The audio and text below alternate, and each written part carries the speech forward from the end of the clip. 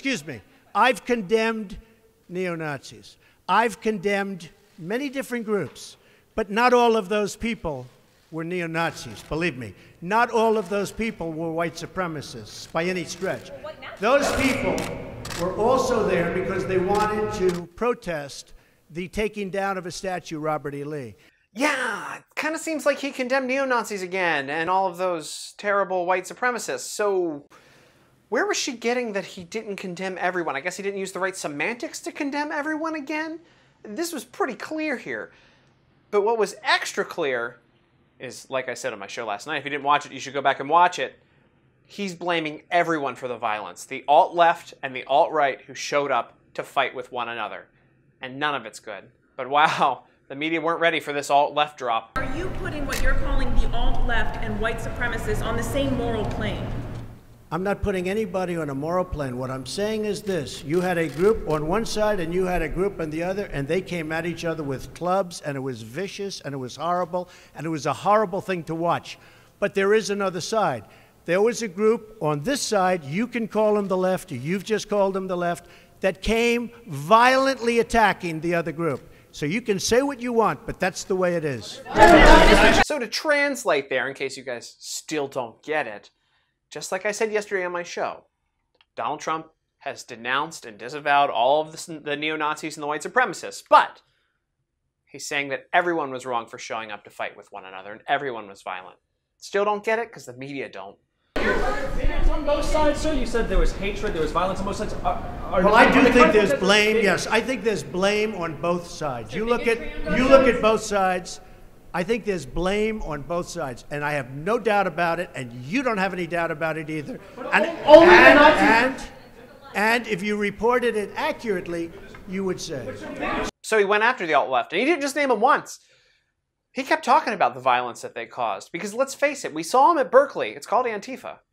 We've seen him at Berkeley many times, and we've seen him in a few other places around the country trying to shut down free speech. Here we go. What about the alt-left that came charging at him? Excuse me.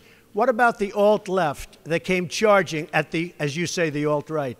Do they have any semblance of guilt? Let me ask you this. What about the fact they came charging with clubs in their hands, swinging clubs?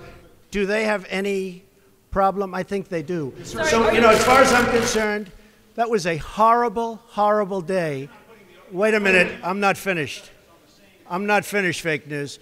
Love it when he calls Jim Acosta fake news, by the way. But guys, there is a responsibility on both sides. Violence is wrong, and violence coming from both sides is wrong, and that's what he keeps saying.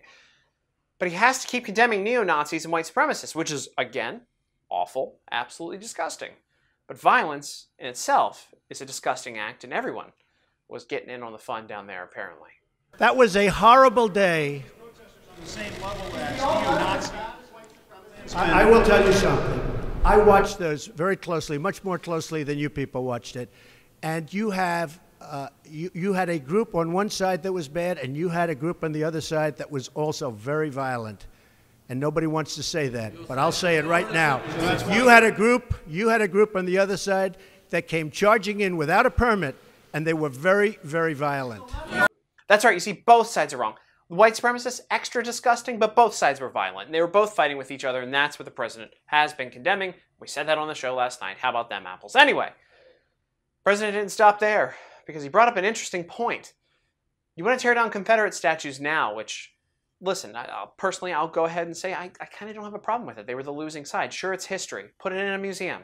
But I don't know that we should honor these folks that fought against the Union where we are today in a public place. So, you know what?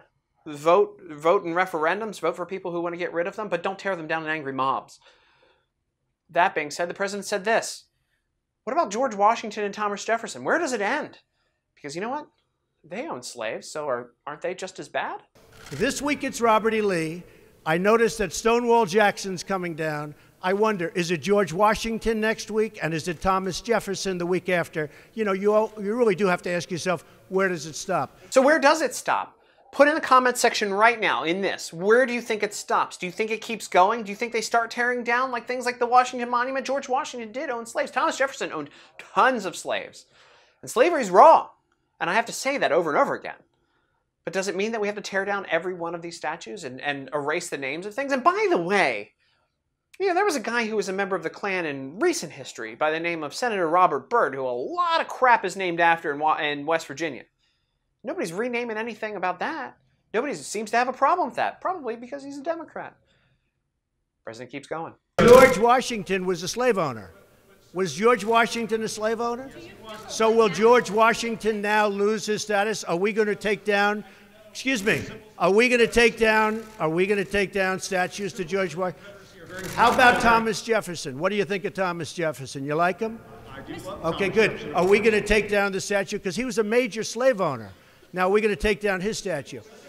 So you know what? It's fine. You're changing history. You're changing culture. You can't just erase history by taking statues down. It's there. Wasn't our best moments as a country, but it's there.